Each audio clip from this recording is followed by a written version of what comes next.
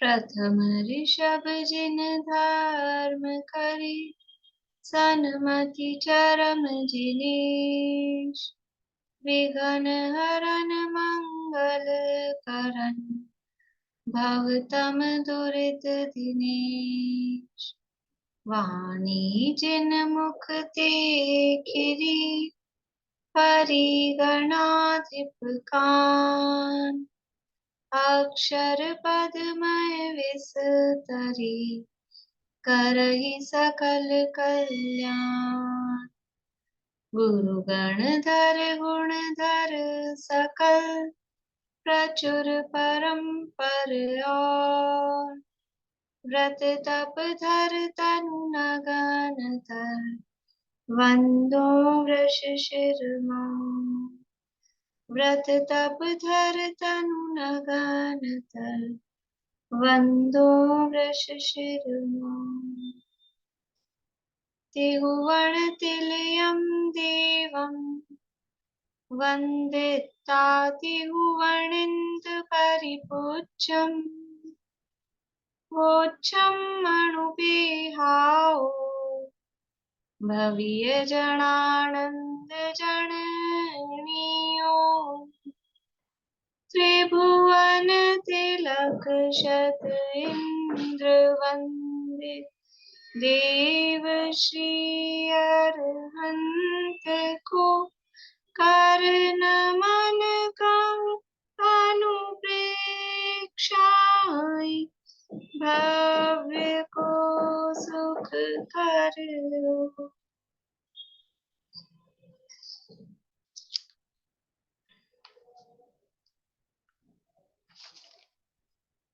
यहाँ कार्तिक अनुप्रेक्षा नामक ग्रंथ है और अपनी चर्चा हो गई है निर्जरा अनुप्रेक्षा तक की। एग्जाम के लिए मैंने बोला था, लेकिन थोड़ा सा मूड मेरा कैंसिल हो गया एग्जाम का, क्योंकि वो एकत्व अन्यत्व शुचि इनमें कुछ ज्यादा है नहीं प्रश्न बनाने लायक, तो और केवल वो पंच परावर्तन वाला प्रकरण है। तो अपन अभी ये लोकानुप्रेक्षा में भी गणित है, तो इसको पढ़ते हैं, फिर इकट्ठा देख लेंगे, तब मन होगा बाद में एग्जाम का, तो उसको उसमें साथ में जोड़ लेंगे। बाकी बीच में उसमें कुछ खास है नहीं प्रकरण, ऐसे प्रश्न बनने लायक। प्रश्न तो बना सकते हैं, लेकिन वैसा पेपर हो ना, और चलिए इसमें क्वेश्चंस बनते नहीं, ऑप्शंस बनते नहीं। तो अपन लोकानुप्रेक्षा आज प्रारंभ करेंगे। और कौन से नंबर की अनुप्रेक्षा है लोकानुप्रेक्षा?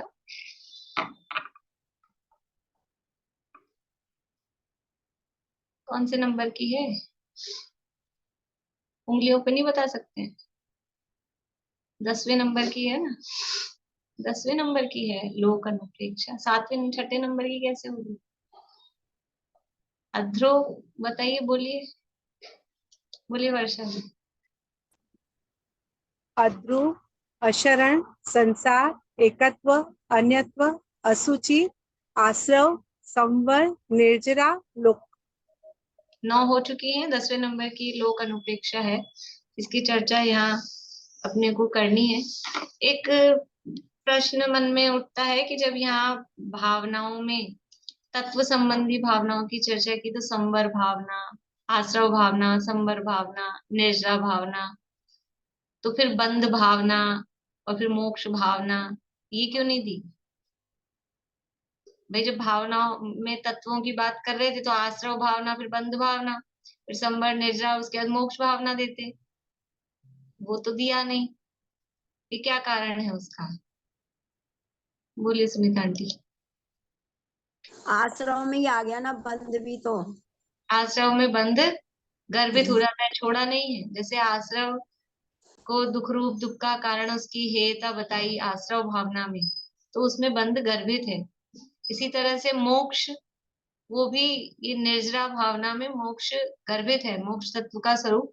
क्योंकि निर्जरा में कर्मों से एक देश छूटने की बात है, तो जब एक देश छूट रहे हैं कर्मों से और शुद्धता की बात कर रहे हैं, तो शुद्धि की उत्पत्ति हो रही है आत्मा में, उसकी वृद्धि हो रही है, तो उसकी पूर्णता भी तो होगी। तो शुद्धि की पूर्णता का नाम ही मोक्ष है, कर्मों के संपूर्ण भाव का नाम ही मोक्ष है, द्रव्य मोक्ष है। इसलिए वो मोक्ष की ऐसा नहीं है छोड़ा है उनको, वो सब उसमें इंक्लूडेड है, उसमें गर्भित है। और जब ऐसा निर्जरा पूर्वक मोक्ष की प्राप्ति होती है तो वो जीव कहाँ जाके विराजमान होता है, लोक के शिखर पे जाके विराजमान होता है। तो ऐसा उस लोक का क्या स्वरूप है, तो यहाँ पर लोक भावना की चर्चा लोक अनुप्रेक्षा के अंतर्गत की गई है। लोक अनुप्रेक्षा का जो चिंतन किया जाता है, तो दो तरह से लोक का स्वरूप, यद्यपि अपन तीन तरह से देखते हैं, लेकिन अभी समझने के लिए दो तरह से लोक का स्वरूप। लोक किसे कहते हैं, लोक किसे कहते हैं?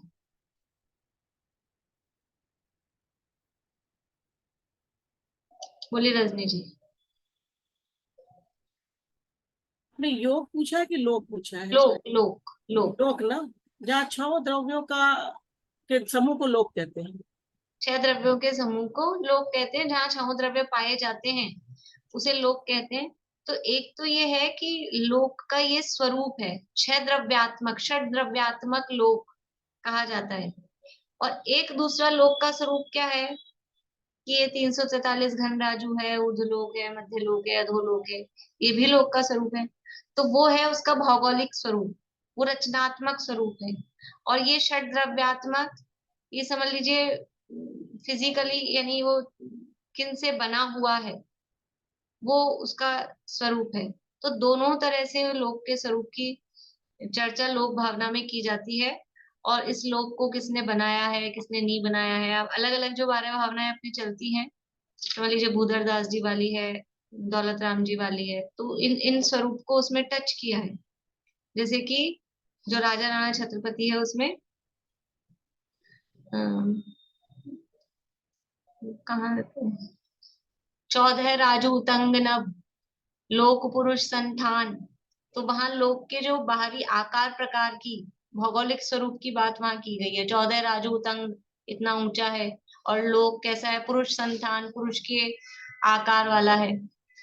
और 6 डाला में जो दौलत राम जी ने वहां बात की है, किन्हू न करे न धरे को षट द्रव्यमयी न हरे को, वहां 6 द्रव्यात्मक लोक, और इसको किसी ने बनाया नहीं है, कोई नाश नहीं करता है, कोई इसका विधाता नहीं है, वहां इस स्वरूप को बताया गया है।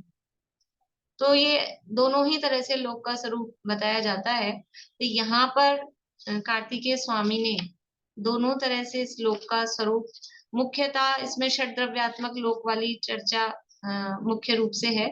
तो यहाँ 6 द्रव्यों का स्वरूप, बहुत अच्छा प्रकरण श्लोक अनुप्रेक्षा के अंतर्गत आने वाला है। 3 लोक की रचना वाला तो नहीं, पर जो षड द्रव्यात्मक लोक का वर्णन है वो आएगा। यानी कुछ नया भी पढ़ने को इसमें अब अपने को मिलेगा। 3 लोक की रचना वाला वर्णन पहले जो लोग पढ़ चुके हैं वो कई बार पढ़ चुके हैं।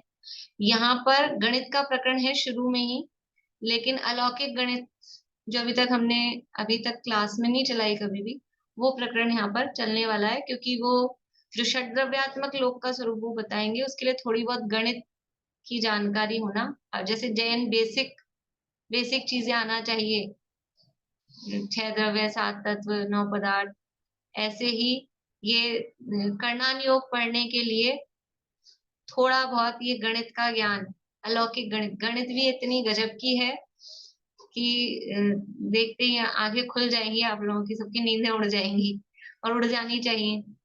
इस इतनी गजब की गणित, मतलब ये गणित का प्रकरण क्यों, मतलब हमको पहले ये प्रकरण पढ़ रहे हैं ना, उससे पढ़ने से पहले ही हम थोड़ा ये समझ लें कि इस प्रकरण से हमको होगा क्या, लाभ क्या होगा। आपको लगेगा ये जोड़ बाकी क्यों पढ़ा रहे हो हमको, तो पहले से ऐसे आएगा, इसलिए पहले समझ लें कि इससे लाभ क्या होने वाला है ये गणित के प्रकरण से, कि इतना जैन दर्शन की सूक्ष्मता, कितनी बारीकी। यानी कल हम कहीं बैठे थे तो पूछे थे कि जैनों, मतलब जैन सब, हर भी व्यक्ति अपने अपने धर्म को अच्छा बताते हैं, सभी अपने अपने भगवान को महान बताते हैं। आप कहते हो जैन धर्म महान है, वो दूसरे कहेंगे हमारे महान है, फिर आपकी महानता क्या है? कि ये कर्णान योग पढ़ने से हमको वास्तव में जैन आचार्यों की, जिनेन्द्र भगवान की, जैन धर्म की जो महिमा है वो इस कर्णान योग से आती है। यद्यपि द्रव्यान योग भी अपने आप में विशिष्ट है, असली तो वही है, लेकिन फिर भी ये इतनी बारीकी, इतनी सूक्ष्मता ये कहीं नहीं है। दुनिया में जितनी गणित है वो सारी गणित जीरो है इसके आगे। अच्छे अच्छे मैथमेटिशियन वो फेल हो जाएं इस गणित के आगे। इतनी यहाँ बारीकियां बताई गई है। तो अपने को जिन धर्म की महिमा आती है, जिनेंद्र भगवान की महिमा आती है, और उस किस ज्ञान में उन्होंने इसको जाना, ऐसे वो केवल ज्ञान की महिमा। और वो केवल ज्ञान किसमें है? भगवान में। वो केवल ज्ञान मेरा स्वभाव है, ये सब जानना ये मेरा स्वभाव है, ये आत्मा का स्वभाव है। तो अपने ज्ञान स्वभाव की इससे महिमा आती है। तो और भी विशेष विशेष ज्ञान अपने को इसमें होते हैं। और सबसे बड़ी बात यह है कि क्योंकि ये नया विषय होता है और बुद्धि लगानी पड़ती है, तो उपयोग अधिक लगता है। तो उपयोग अधिक लगता है तो परिणाम अधिक विशुद्ध होते हैं। अभी परिणामों की चर्चा चल रही थी। देखो, एक पूजा अपन करते हैं, कोई भक्ति बोलते हैं, कोई आरती बोलते हैं, जो अपने को याद है, रटी रटाई है, तो वो कब तो चालू होती है, कब पूरी हो जाती है, और बीच में दुनिया में कहाँ कहाँ क्या क्या घूम आते हैं अपन, पता ही नहीं चलता, कहीं भी उपयोग भटक जाता है। लेकिन जो चीज याद नहीं होगी वो आपको देखनी पड़ेगी, देख के बोलनी पड़ेगी, उसमें उपयोग ज्यादा लगेगा। ऐसे ही ये कठिन विषय है। गणित का विषय मतलब दुनिया में कठिन कहा ही जाता है, वैसे तो कुछ कठिन है नहीं, लेकिन इसमें बुद्धि लगानी पड़ती है। तो बुद्धि लगानी पड़ती है तो आप इधर उधर हिल नहीं सकते, इधर उधर आपका दिमाग भटक नहीं सकता। सारा आपको दिमाग यहीं लगा के रखना पड़ेगा। जब दिमाग यहीं लगेगा तो किसने क्या बोला, क्या कहा, 1 घंटा आधे घंटे पहले क्या हुआ था, सब भूल जाएंगे। तो क्या होगा? वो परिणाम विशुद्ध होंगे, पुण्य बंध विशेष होगा। अब थोड़ा सा लोभ लालच भी बता देते हैं पुण्य का, समझ लीजिए। वो अपने आप होता है, हम पुण्य की बंध की लालसा से ही नहीं कर रहे, लेकिन हमारे परिणाम इसमें विशुद्ध विशेष प्रकार से होते हैं। भगवान की महिमा आती है, अपने ज्ञान स्वभाव की महिमा आती है। इसलिए ये प्रकरण यहाँ हम पढ़ना प्रारंभ कर रहे हैं। देखिए, पेज नंबर है 52, लोकानुप्रेक्षा। कार्तिकेयानुप्रेक्षा नामक ग्रंथ है, कार्तिकेय स्वामी द्वारा रचित ये लोकानुप्रेक्षा। अब लोकानुप्रेक्षा का वर्णन करते हैं। पहले लोक का आकार आदि कहेंगे। यहाँ कुछ गणित प्रयोजनकारी जानकर संक्षेप से कहते हैं। पहले जो भी कुछ हम आपको पढ़ाएंगे उससे पहले, ये मूल गाथा में नहीं है, ये भावार्थ में। किसने लिखे हैं भावार्थ? भावार्थ किसने लिखे हैं? बोलिए भाई साहब। जयचंद जी छावड़ा जी हैं। जयचंद जी छावड़ा, पंडित जयचंद जी छावड़ा, जो यहीं जयपुर के विद्वान हुए हैं, टोडरमल जी के समय ही, छोटे थे समझ लीजिए टोडरमल जी से, और काफी काम उन्होंने किया। उन्होंने ये सारा गणित का प्रकरण उन्होंने लिखा है। क्यों लिखा है कि मूल गाथा में नहीं है, लेकिन आगे जो गाथाएं आने वाली हैं उनमें जो बात कहेंगे, फिर वहां बार बार में शब्द अभी अपने को आ रहा था, असंख्यात लोक प्रमाण, जीव के परिणाम कितने हैं, असंख्यात, और वो आवली, संख्यात आवली, संख्यात आवली गुणा संख्यात आवली गुणा संख्यात आवली। तो ये आवली क्या चीज है, संख्यात क्या चीज है, असंख्यात क्या चीज है, अनंत क्या है, बोल तो देते हैं, बोलने में तो बोल देते हैं, लेकिन एक्चुअल में उसका मतलब क्या है? अभी किसी छोटे बच्चे को कहो, 2 साल के बच्चे को, कि तुझे 2 लाख रुपए देते हैं, उसको क्या समझ में आए 2 लाख क्या होता है?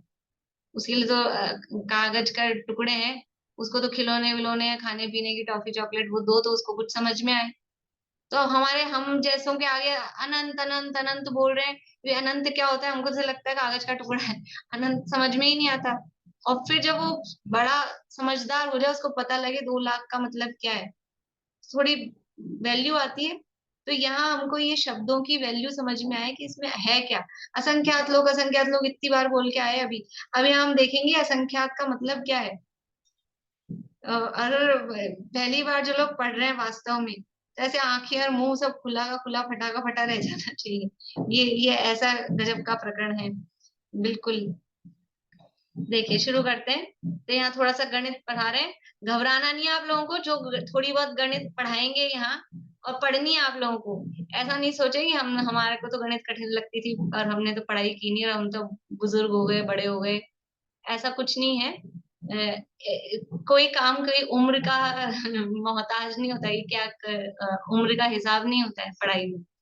और ये जो जयचंद जी छावड़ा है, इन्होंने अपने लगभग 90 साल तक की इनकी उम्र थी और अंत समय तक ये लिखते पढ़ते रहे। ये हमारे मीना चाची, इनके ससुर साहब धन कुमार जी गोधा साहब, इन्होंने 80 साल की उम्र में 80 प्लस होके पीएचडी करी रशिया की यूनिवर्सिटी से। और ये इस गणित पे पूरी पीएचडी जो की है वो गणित के जैन दर्शन की गणित पे पूरी। तो ऐसा कुछ नहीं है कि कोई एज कोई बाधा डालती हो। अपन सोच के बैठेंगे, हम समझेंगे और समझ में आएगा। ठीक है, चलिए। गणित को अन्य ग्रंथों के अनुसार लिखते हैं। पहले तो परिकर्माष्टक है। परिकर्माष्टक मतलब, अष्टक मतलब 8, परिकर्म, परिकर्म का मतलब भी होता है गणित। एक अपन ने परिकर्म शब्द पढ़ा है कहीं द्वादशांग के नामों में, ध्यान है आप लोगों को? द्वादशांग के जो नाम है कहाँ पर है उसमें परिकर्म नाम? बोलिए रेणु जी। दृष्टिवाद के जो 5 अंग है ना उसमें, हाँ, विचार में दृष्टिवाद के अंगों में परिकर्म नाम का अंग है। बोलिए कौन कौन से 5 अंग है दृष्टिवाद के? बोलिए विनीता आंटी। दीदी प्रतिमानियोग, सूत्रांक, परिकर्म, अपूर्व, अरे तुलिका। चूलिका, बढ़िया। यानी प्रथमानुयोग, सूत्र, परिकर्म, प्रथमानुयोग, सूत्र, पूर्वगत और चूलिका। इस तरह से ये 5 अंग हैं दृष्टिवाद के। तो परिकर्म, वहां परिकर्म का अर्थ भी गणित, परिकर्म का मतलब होता है गणित। और भी अर्थ होते हैं लेकिन यहाँ अर्थ है गणित से। और अष्टक यानी 8। तो गणित की पहले 8 बातें, बेसिक चीजें हैं गणित के लिए। 8 चीजें, 8 ये बातें उसमें जानना जरूरी है। तो सबको आती है, कुछ कठिन नहीं है। सबसे पहला है, पहले तो परिकर्माष्टक है, उसमें संकलन। सबसे पहला क्या है? संकलन। संकलन का मतलब है, ब्रैकेट में दिया है, जोड़ देना। सबको आता है जोड़ना, एडिशन, ठीक है, जोड़ लगाना। ये गणित में सबसे बेसिक चीज है, सबसे पहले जोड़ आना चाहिए। तो ये जोड़, जैसे 8 में 7 जोड़ देने से 15 होते हैं। कोई दिक्कत है इसमें? इतनी सी गणित आती है कि नहीं सबको? 8 में 7, 2 में 5, किसी भी कुछ भी जोड़ेंगे तो ये जोड़ना आता है। ये पहला काम हुआ जोड़। आप ये सब इसमें होगा, जहां मैं अलौकिक गणित की जहां भी चर्चा आएगी तो कहीं जोड़ कराएंगे। तो जोड़ का मतलब है जोड़ना, प्लस करना। ये जोड़ हुआ। दूसरा है व्यवकलन। ये शब्द बस समझ लीजिए, प्योर हिंदी के हैं, पुराने शब्द हैं।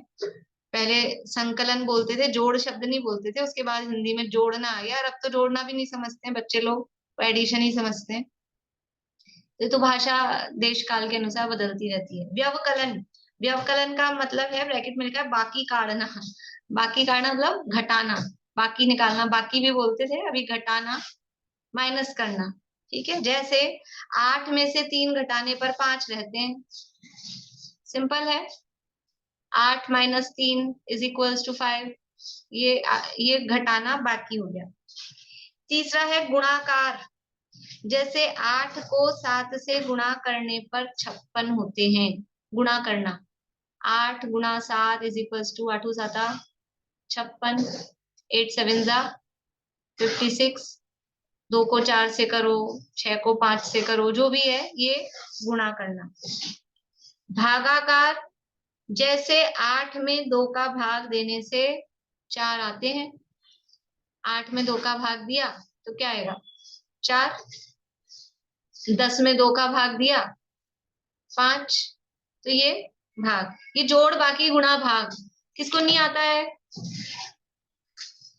किसको नहीं आता है? सबको आता है ना, जोड़, बाकी, गुणा, भाग। ये तो 4 चीजें हुई। ठीक है, आगे है फिर 8 बताएंगे ना। 4 चीजें हो गई, जोड़, बाकी, गुणा, भाग, 4 तो ये हो गई। अभी आगे 5वीं, वर्ग। वर्ग किसे कहते हैं? 2 समान राशियों को गुणा करने पर जितने आते हैं उसको वर्ग कहते हैं। वर्ग का मतलब होता है स्क्वायर। वर्ग का मतलब है कि एक सी दो संख्याएं एक सी लिख के उसको आपस में गुणा करना। जैसे 2 गुणा 2, तो 2 का वर्ग 4।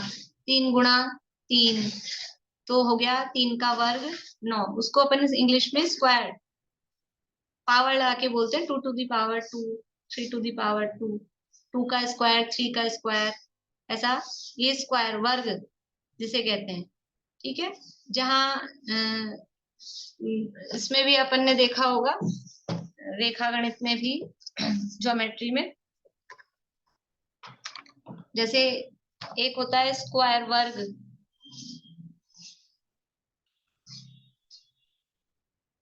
ये जहाँ दोनों ये समान होती हैं, ये वाली लाइन और ये वाली लाइन जो दोनों समान है, तो कोई हमारा चौकोर, चौकोर जिसे अपन बोलते हैं उसको स्क्वायर बोलते हैं चौकोर को।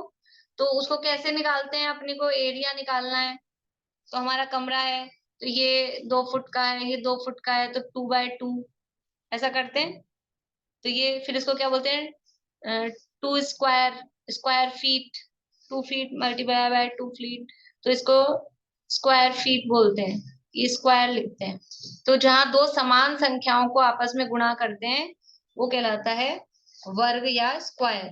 ठीक है, इसके बाद में है वर्ग के बाद में जैसे 8 का वर्ग 64 होता है। 8 का वर्ग 64 कैसे, 8 गुना 8, वर्ग का मतलब है सेम राशियां हैं, सेम संख्याएं हैं, उनको आपस में गुणा करना है, वो कहलाएगा वर्ग।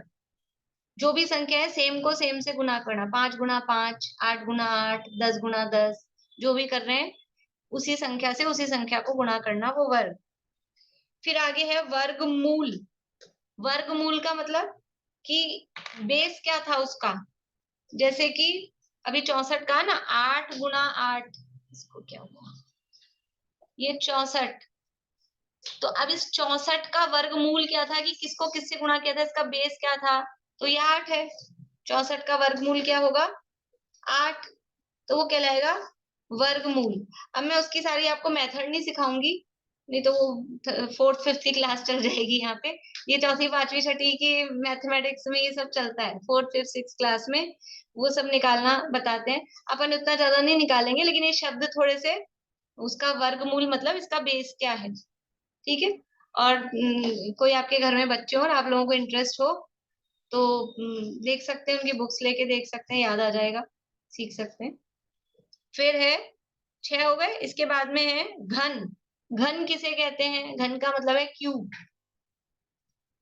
घन कहलाता है कि वही, जैसे वर्ग में क्या किया था कि जो समान राशि थी, जैसे 8 गुना 8 किया था, छोटी संख्या ले लेते हैं, जैसे 4 लिया, 4 गुना 4 ये हो गया 16, ये हो गया वर्ग, इसको बोलेंगे स्क्वायर।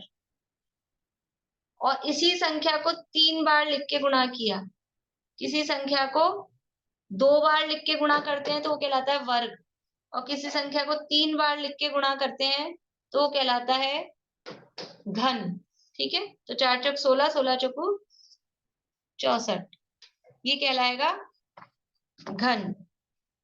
तो 3 समान राशियों के गुणा करने पर जो आवे सो घन कहलाता है। जैसे 8 का घन 512 है, 8 का घन, 8 को 3 बार लिख के गुणा करें तो 8 बटा 64 और 64 अट्ठे 512। ऐसा किसी भी संख्या, वो सेम संख्या होनी चाहिए, 2 बार लिख के गुणा करेंगे तो वर्ग आएगा, स्क्वायर आएगा, और 3 बार लिख के गुणा करेंगे तो उसको क्यूब बोलते हैं, घन। हिंदी में घन, इंग्लिश में क्यूब। 3 मतलब लंबाई चौड़ाई मोटाई, ये 3 चीज होती है, और केवल लंबाई और चौड़ाई है तो वो 2 है। जैसा थोड़ा बहुत आप लोग देखते हो जमीन जायदाद, मतलब इसमें जमीनों में इसमें देखते हैं तो कितने स्क्वायर फीट है, तो वो लंबाई और चौड़ाई ही होती है उसमें। और कहीं अपने को कुछ ऐसा काम जहाँ भरना हो या कलर वगैरह होते हैं तो वहाँ क्यूब काम में आता है, जहाँ मोटाई भी है। तो ये सब थोड़ी मैथ्स उसमें काम आती है। तो हो गई ये 6 हुए ना अभी, वर्ग, वर्गमूल नहीं, 7 हो गए घन। 8वां है घनमूल। घनमूल मतलब ये तो है घन 512, ये है क्यूब। अब इसका घनमूल क्या है, घनमूल का मतलब है कौन सी संख्या थी इसके बेस में जिसको हमने 3 बार रख के गुणा किया था, तो वो है 8। तो 512 का घनमूल है 8, 64 का घनमूल है 4। जैसे 8 का घनमूल होता है, 8 का घनमूल होता है 2, कि 2 को 3 बार गुणा करेंगे तो 8 आएगा, तो ये 8 का बेस क्या है, ये 8 किसका घन है, तो 2 का घन 8, 8 का घन 512, तो 512 का घनमूल 8, ऐसा ये घनमूल वर्गमूल, ये थोड़े शब्द हैं बीच बीच में काम आएंगे, तो इतना सा उसका संदर्भ समझ लें कि ये क्या चीजें हैं। ठीक है, ये 8 शब्द समझ में आए, जोड़ बाकी गुणा भाग, ये तो सरल ही है। वर्ग यानी स्क्वायर, वर्गमूल यानी उसकी स्क्वायर रूट, बेस क्या है उसका, इंग्लिश में स्क्वायर रूट बोलते हैं, और घन यानी क्यूब, और घनमूल क्यूब रूट, ये 8 चीजें यहाँ पर, इसको बोलते हैं परिकर्माष्टक। ये गणित की 8 चीजें, यानी ये जिंदगी भर काम आती रहती है, जोड़ बाकी गुणा भाग कुछ भी हो हमारे डेली लाइफ रूटीन में, और इसी तरह से स्क्वायर और क्यूब वगैरह भी थोड़ा और यदि हम कुछ काम काज करते हैं तो उसमें ये काम आते हैं। तो इस तरह से ये परिकर्माष्टक जानना चाहिए। अब त्रैराशिक बताते हैं, देखिए आगे पेज नंबर 53 पे आगे।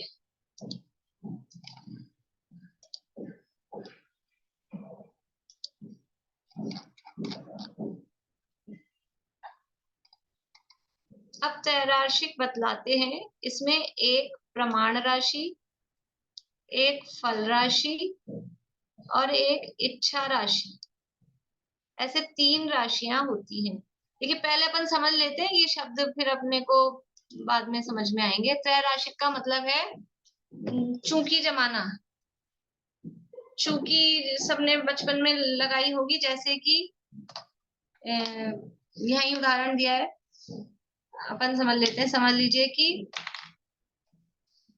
5 रुपए के 1 किलो केले आते हैं, आते नहीं है, अब मैं छोटी संख्या ले रही हूँ ताकि ज्यादा बड़ा बड़ा गुना नहीं करना पड़े अपने को। तो 1 किलो केले कितने में आते हैं, चूंकि ऐसा लगाते हैं, चूंकि 1 किलो केले आते हैं 5 रुपए में, इसलिए 5 किलो केले कितने रुपए में आएंगे, तो फिर क्या करते हैं, 5 गुना 5, ऐसा करते हैं, ऐसा करते हैं कि नहीं करते हैं। या फिर समझ लीजिए और दूसरी तरह से कि चूंकि 60 मिनट का होता है 1 घंटा, है ना, इसलिए 30 मिनट के कितने घंटे होंगे, तो 1/60 गुना 30, ऐसा करते हैं, ऐसे जमाते कि नहीं, ये करना आता है कि नहीं सबको। अब तो अपन इतने वो हो गए कि ये सब चूंकी मुकी तो मतलब कॉपी में लिखते थे सॉल्व करने को, अब तो सारा सीधा का सीधा ऐसे ही करते हैं। इसको बोलते हैं त्रैराशिक। ये जो यहाँ शब्द दिया ना त्रैराशिक, त्रैराशिक मतलब ये 3 राशियां हो गई, ये 3 हो गई, ये त्रैराशिक, जहां इस तरह से 3 राशियां लिख के ये किया जाता है। तो इसमें एक तो है प्रमाण राशि। प्रमाण राशि क्या है कि 60 मिनट का होता है 1 घंटा, तो ये हो गई प्रमाण अपने पास, ये प्रमाण राशि। देखो यहाँ उदाहरण में देखिए, एक प्रमाण राशि, एक फल राशि और एक इच्छा राशि। जैसे 2 रुपए की कोई वस्तु 16 सेर आती है, अभी यही वाला उदाहरण लगा लेते हैं अपन। चूंकि 16 सेर आती है, नहीं रुपए पहले दिया है ना, 2 रुपए की आती है 16 सेर, इसलिए 1 रुपए की आएगी 16/2, इसलिए 8 रुपयों की कितनी आएगी, तो 16/2 गुना 8। थोड़ी सी गणित है मतलब, लेकिन अपन ऐसे ही करते हैं। 2 रुपए की आती है 16 सेर, ठीक है, तो 8 रुपए की कितनी आएगी, तो कैसे निकालेंगे, 2 रुपए की 16 सेर आती है, तो 8 रुपए की उसके लिए 16/2 गुना 8, यही करेंगे ना। 2 रुपए की 16 सेर आती है, तो 1 रुपए की कितनी आएगी, 16/2, 1 रुपए की 8 आएगी, 2 रुपए की 16 आती है कोई चीज, तो 1 रुपए की कितनी आएगी।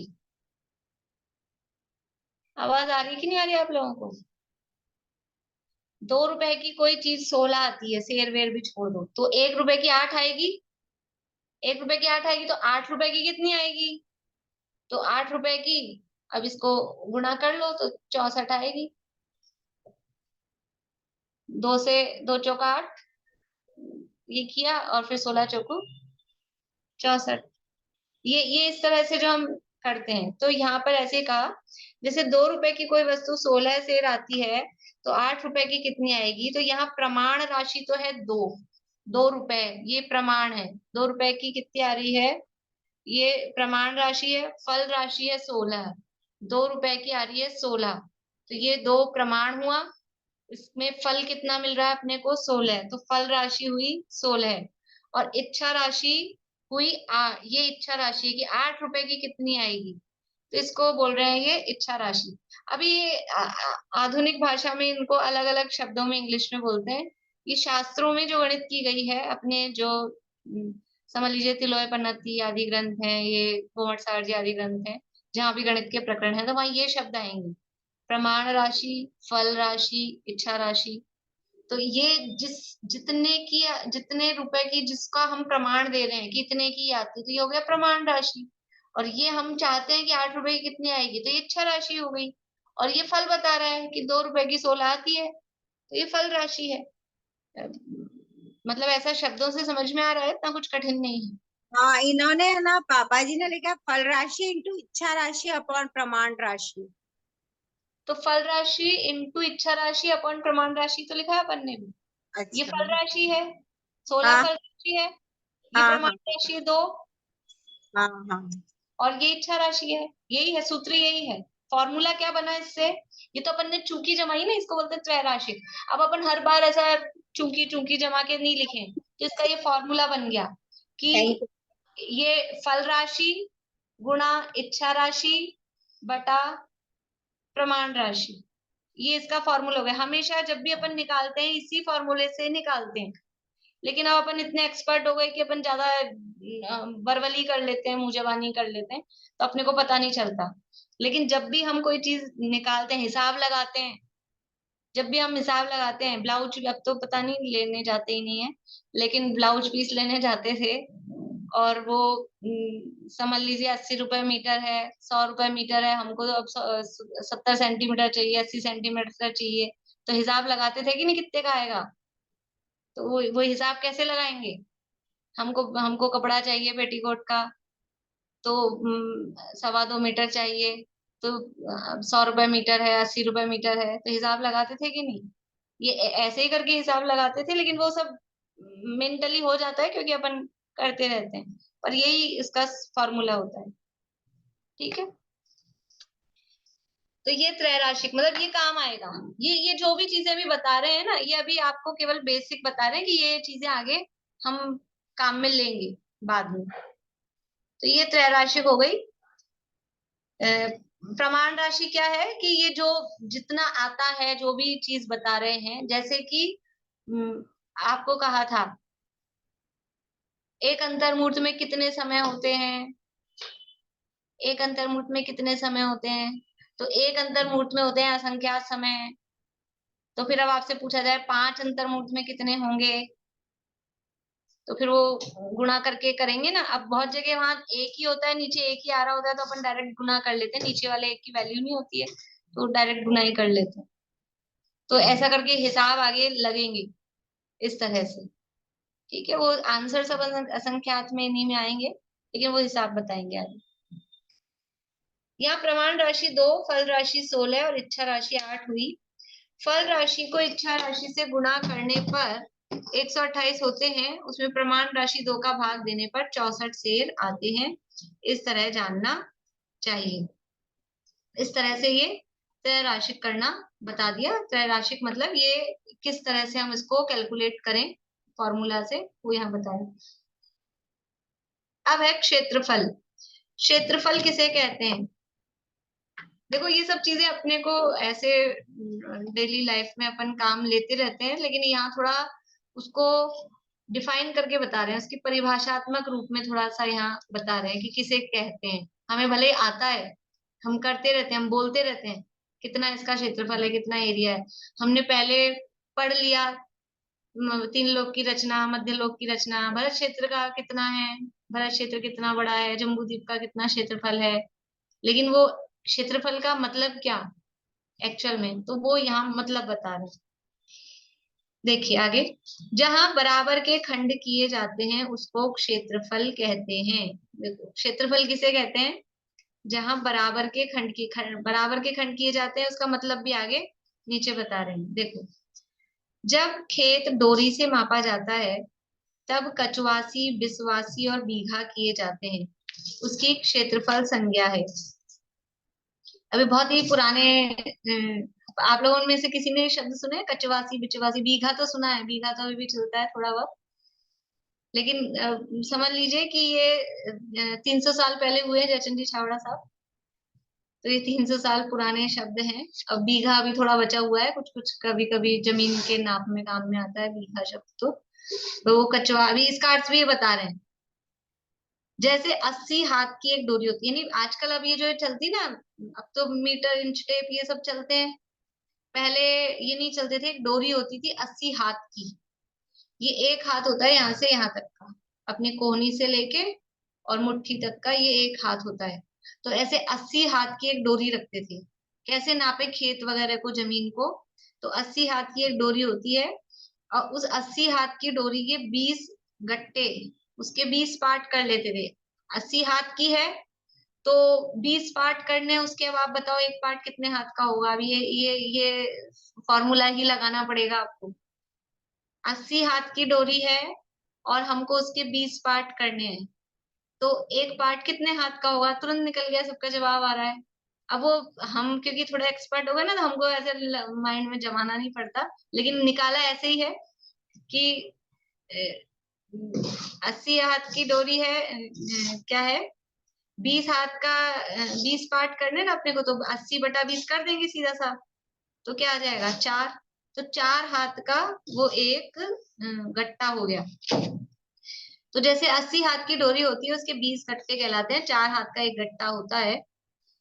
ऐसे खेत में जो डोरी, एक डोरी लंबा चौड़ा खेत हो, एक डोरी लंबा चौड़ा खेत है मतलब 80 हाथ लंबा, 80 हाथ चौड़ा, इतना लंबा चौड़ा खेत है। अब उसके बराबर के हिस्से करने, पार्ट करने बराबर के, तो उसमें कैसे करेंगे कि उसके 4 हाथ के लंबे चौड़े खंड करो। तो 4 हाथ के लंबे चौड़े खंड करेंगे तो कितने खंड बनेंगे उसमें, 20 खंड बन जाएंगे।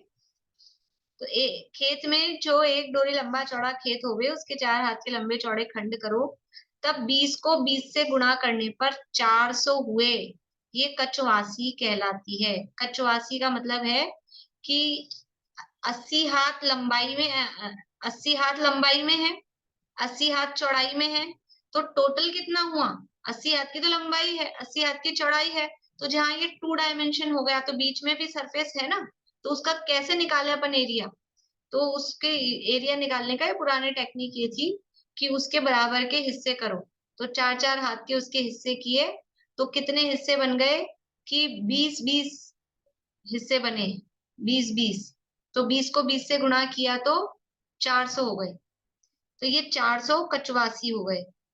इसके 20 बिस्वे, 20 बिस्वे वो 20-20 यानी वो खंड किए ना, तो वो 20 बिस्वे हुए, और 20 बिस्वे का एक बीघा होता है। इस तरह से ये एक बीघा, मतलब ये क्षेत्र, अपन तो सीधा सीधा ऐसे निकालेंगे क्षेत्रफल कि 80 गुणा 80 कर देंगे। क्षेत्रफल कैसे निकालेंगे, 80 हाथ लंबा है, 80 हाथ चौड़ा है, तो 80 गुणा 80 करेंगे तो 6400 हाथ हो गए। 6400 हाथ हो गए, और 4 हाथ का एक गट्टा हुआ, तो उसको 4 से डिवाइड कर देंगे वापस से, तो उस तरह से ये निकलेगा। पर अब यहाँ पर इन्होंने इस तरह से इसको क्षेत्रफल निकालना बताया है कि इस तरह से एक बीघा होता है। ऐसे ही जहाँ चौक खूटा, तिखूटा, गोल, चौक खूटा मतलब स्क्वायर, नहीं रेक्टेंगल, ये तो बताया है स्क्वायर का, सेम है ना, जितनी लंबाई उतनी ही चौड़ाई, वो कहलाता है स्क्वायर, वर्ग। और एक होता है आयत, रेक्टेंगल, तो उसमें लंबाई ज्यादा होती है, चौड़ाई थोड़ी कम होती है, तो उसका भी ऐसा ही निकालना। त्रिकुटा यानी ट्रायंगल हो तो उसका भी बराबर के खंड करके उसका भी क्षेत्रफल ऐसे ही निकालना, और गोल हो, स्क्वायर हो, तो उसके भी बराबर के खंड करके क्षेत्रफल ले आते हैं। अब अपने को तो क्या सीधे सीधे फार्मूले मिल गए हैं, अपन सीधे फार्मूले से निकालते हैं कि ट्रायंगल का निकालना है तो उसका फार्मूला अलग है, सर्किल का निकालना है तो उसका फार्मूला अलग है। लेकिन वो फार्मूले बने कैसे हैं कि उसके बराबर के कुछ हिस्से किए गए और फिर उसका एक हिस्से को आपस में वो गुणा करके वो फार्मूले बने गए हैं। तो अपने को तो अपन ने जो पढ़े हैं बचपन से सीधे सीधे फार्मूले पढ़े हैं कि स्क्वायर का क्या है, एरिया निकालने का, उसकी रेडियस निकालने का, सबके फार्मूले अलग अलग हैं।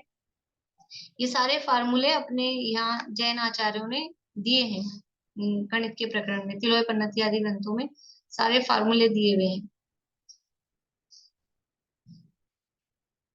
ऐसे ही जहाँ चौखूटा त्रिकुटा गोल आदि खेत हो तो उसके बराबर के खंड करके माप कर क्षेत्रफल ले आते हैं, वैसे ही लोक के क्षेत्र की योजनादि की संख्या से जैसा क्षेत्र होवे वैसे ही विधान से क्षेत्रफल लाने का विधान गणित शास्त्र से जान लेना चाहिए।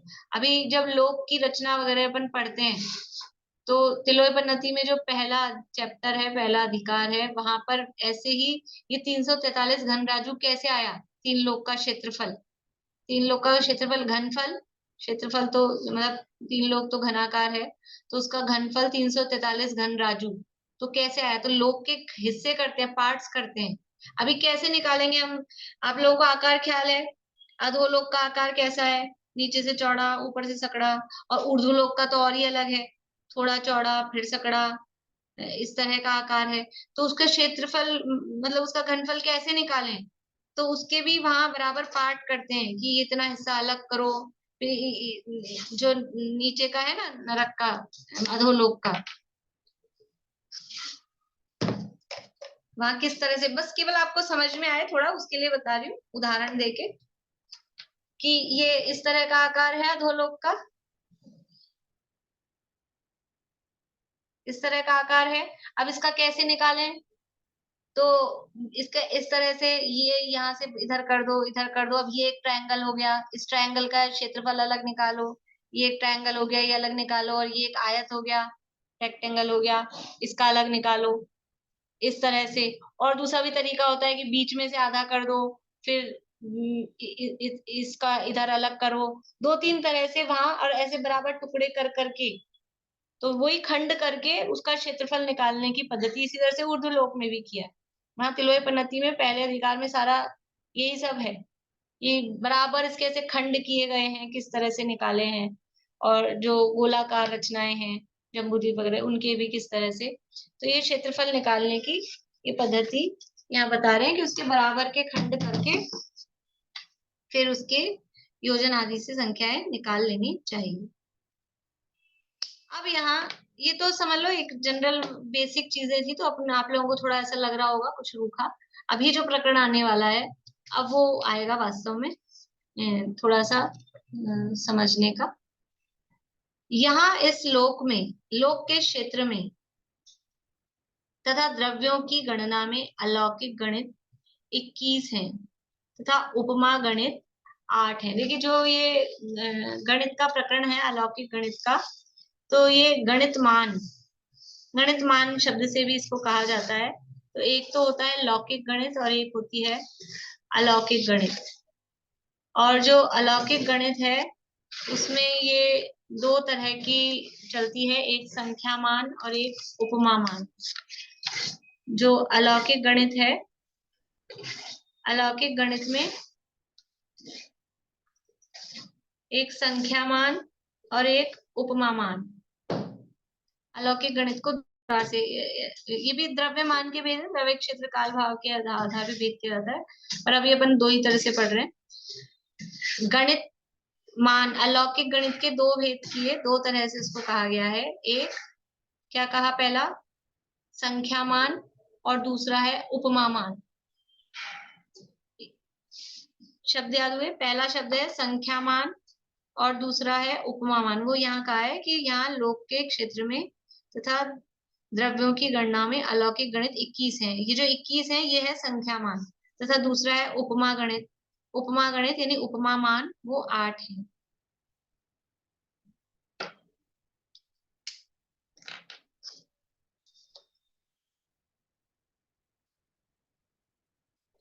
अलौकिक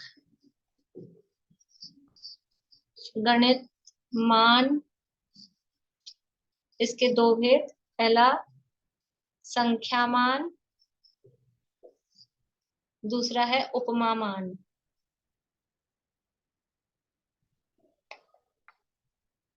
ठीक है, संख्या मान के 21 भेद हैं और उपमा मान के 8 भेद हैं। ये सारे हम पढ़ेंगे। संख्या मान के 21 जिसमें संख्याएं बताई जाएगी, और उपमा मान का मतलब है उसमें उपमाएं दी गई हैं। उपमा, सागरोपम बोलते हैं हम, सागरोपम, सागर की उपमा, वो सारे पढ़ेंगे उपमा मान में। और ये है संख्या मान, तो यहाँ संख्याएं बताई जाएगी और वो कैसे निकलती है, वो संख्याएं कैसे आती है वो यहाँ बताया जाएगा। इसके 21 भेद हैं। संख्या मान के 21 भेद कौन से हैं? देखो, पहला है संख्यात, असंख्यात और अनंत। 3 भेद पहले करेंगे संख्या मान के। संख्या मान के 3 भेद पहले।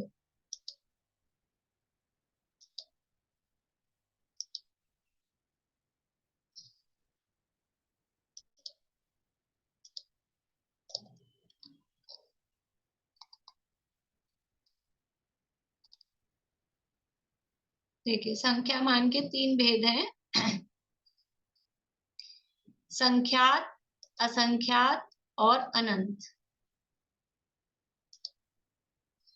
संख्यात, असंख्यात और अनंत। संख्यात के फिर से 3 भेद हैं,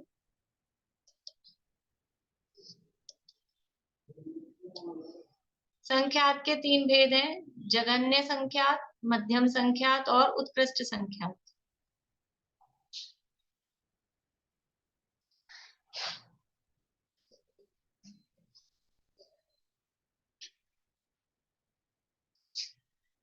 जघन्य संख्यात, मध्यम संख्यात, उत्कृष्ट संख्यात। इनको शॉर्ट में, जघन्य को ज, मध्यम को म, उत्कृष्ट को उ, डॉट लगा के ऐसे शॉर्ट में लिखते हैं।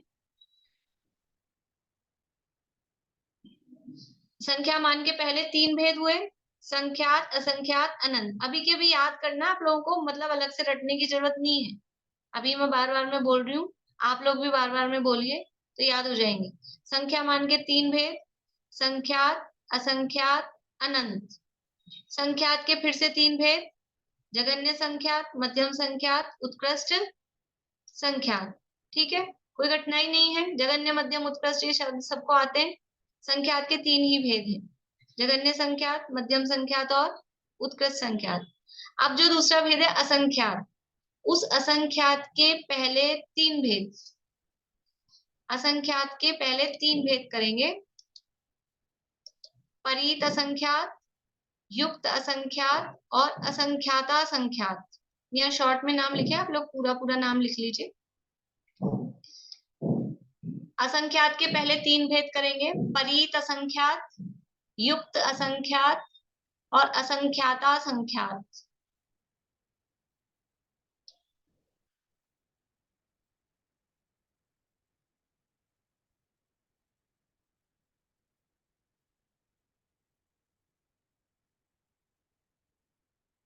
कौन कौन से शब्द हैं बोल रहे नहीं आप लोग?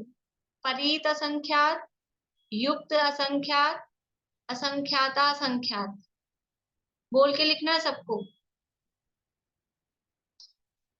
अब परीत असंख्यात के 3 भेद, युक्त असंख्यात के भी 3 भेद और असंख्याता संख्यात के भी 3 भेद। वही जघन्य परीत संख्यात, मध्यम परीत संख्यात, उत्कृष्ट परीत संख्यात। फिर युक्त संख्यात के भी, जघन्य युक्त संख्यात, मध्यम युक्त संख्यात, उत्कृष्ट युक्त संख्यात। असंख्याता संख्यात के 3 भेद, जघन्य असंख्याता संख्यात, मध्यम असंख्याता संख्यात और उत्कृष्ट असंख्याता संख्यात।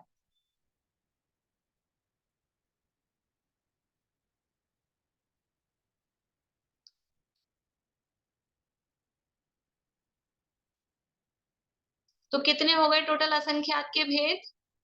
टोटल हो गए 9। संख्यात के भेद थे 3, असंख्यात के भेद हो गए 9।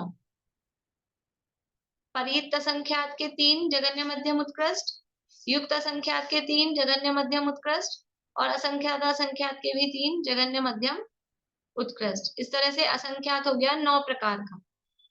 तो 9 प्रकार का असंख्यात, 3 प्रकार का संख्यात, ये हो गए अभी तक 12।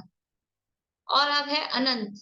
अनंत के भी वापस से वैसे ही 3 भेद हैं, परीत अनंत, युक्त अनंत, अनंतानंत। पहले 3 भेद हैं, परीत अनंत, युक्त अनंत, अनंतानंत।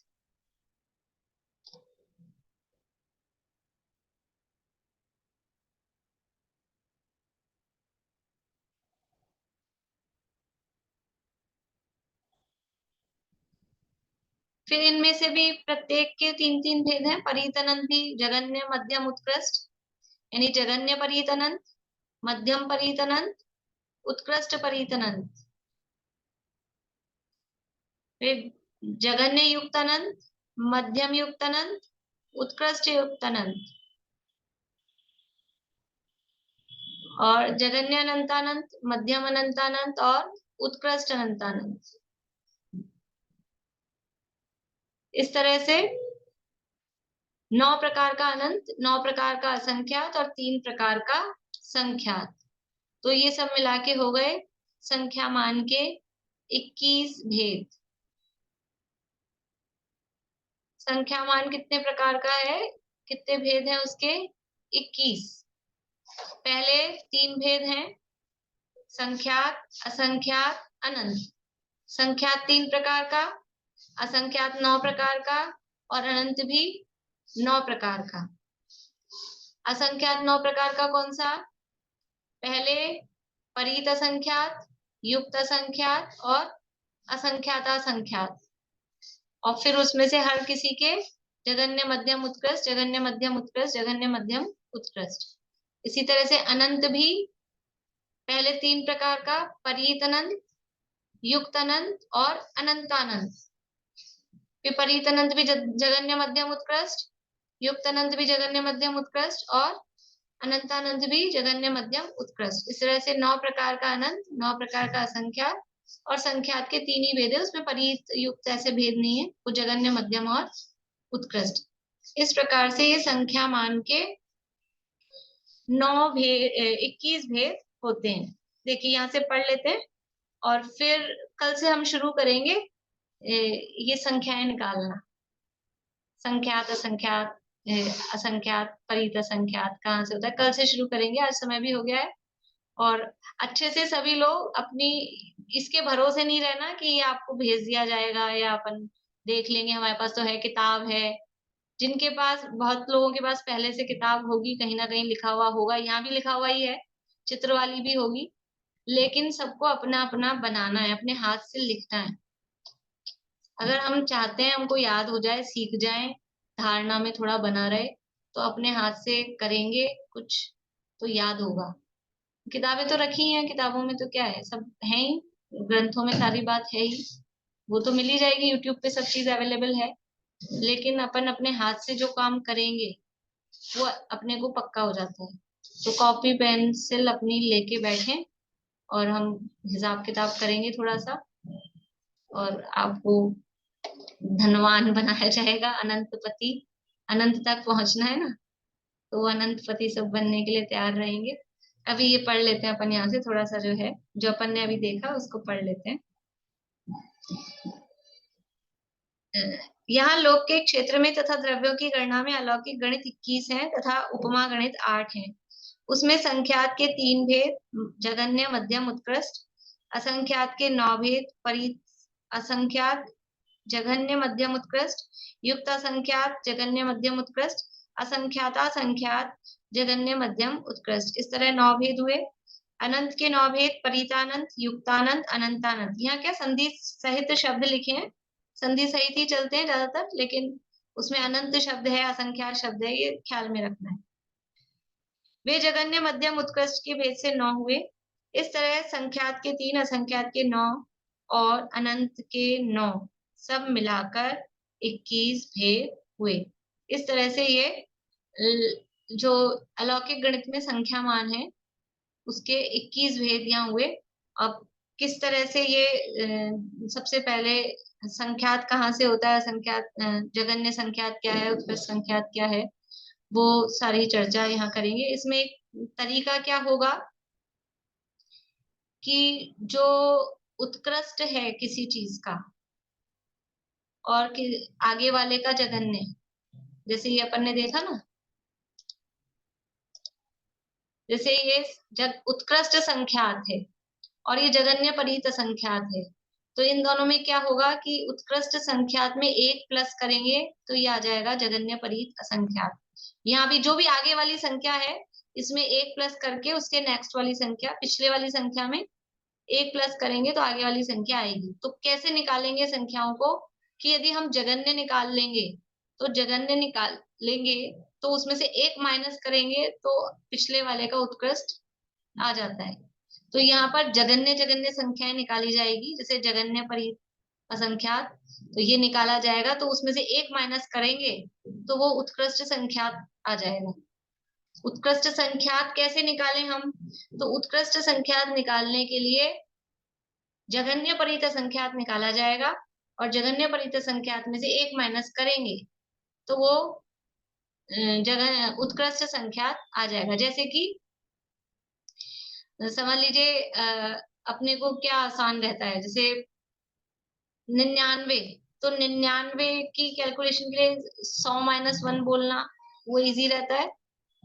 या समझ लो अपन और आगे की संख्या है, इसमें ये जोड़ो इसमें ये जोड़ो फिर 99 लाओ, तो या अपन को चलो ऐसा समझो हमको 99 का पेमेंट करना है किसी शॉपकीपर को, तो हम खुले चिल्लर दें 99 या हम 100 का नोट दे दें वो 1 रुपया हमको वापस दे दें, वो सरल रहता है, क्या सरल पड़ता है।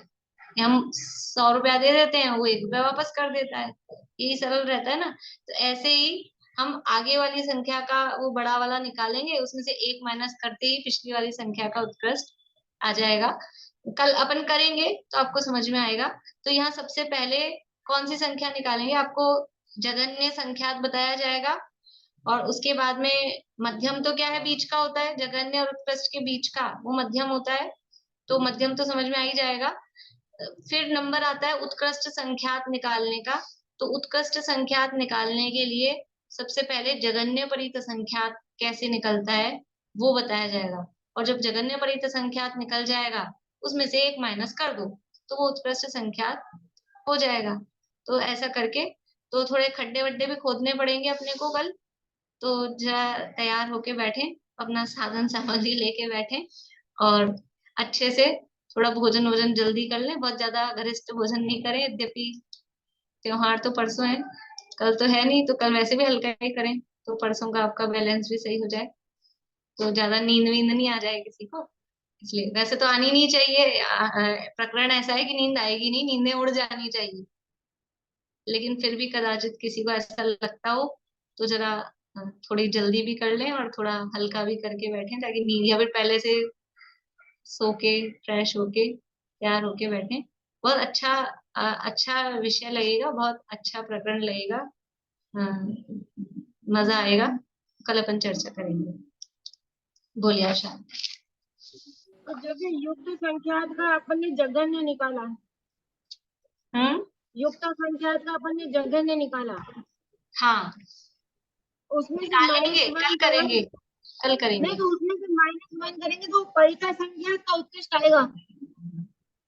नहीं, परीत असंख्यात का जगन्य निकालेंगे ना तो वो संख्यात का युक्त उत्कृष्ट आएगा। युक्त संख्यात का अगर अपन ने जगन्य निकाला हाँ और तो वो उसमें से -1 किया तो परीत परिता असंख्यात संख्यात का, हाँ ऐसे ही निकलेगा, वो ऐसे आएगा, ऐसे आएगा।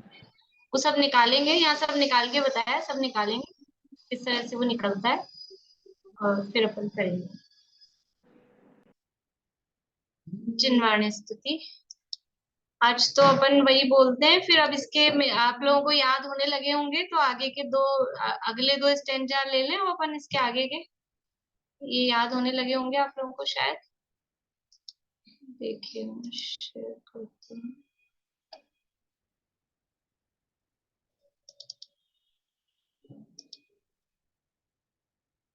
कौन बोलेंगे जिनवाणी स्तुति?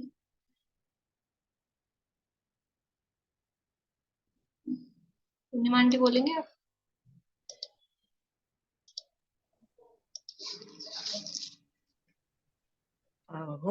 चैतन्य आनंदमय सहज जीवन हमारा है। अनादि अनंत पर निरपेक्ष ध्रुव जीवन हमारा है। हमारे में न कुछ पर का हमारा भी नहीं पर में द्रव्य दृष्टि हुई सच्ची आज प्रत्यक्ष निहारा है। अनंतों शक्तियाँ उछले सहज सुख ज्ञान में बिल से अहो प्रभुता परम पावन वीर का भी न पारा है। अहो चैतन्य आनंदमय सहज जीवन हमारा है। अनादि अनंत पर निरपेक्ष ध्रुव जीवन हमारा है।